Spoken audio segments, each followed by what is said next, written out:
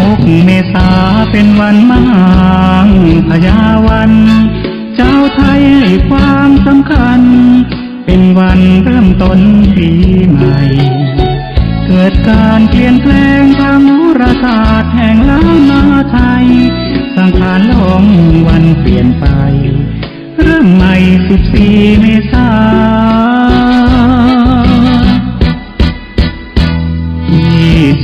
25 ปีนับตั้งแต่นี้ต่อไปสภาวัฒนธรรมเชียงใหม่ให้พี่น้องไทยหูกันทั่วหน้า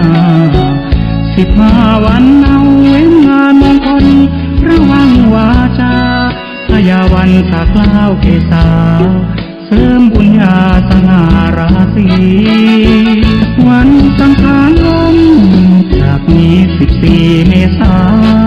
วันเอาพญาวันถัดมา17 เมษาเป็นวันปากปี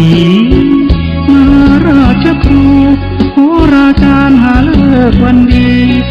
จารีตหิดหอยพระเพณีเขามีวิธียาวนาน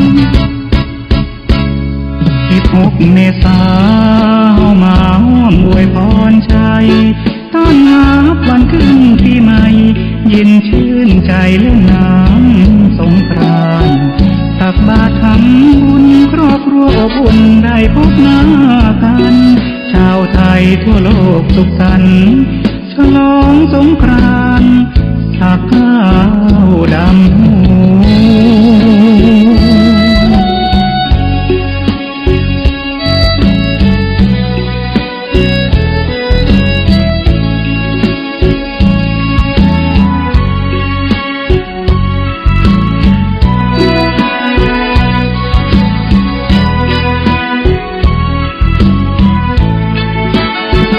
วันสังขารลง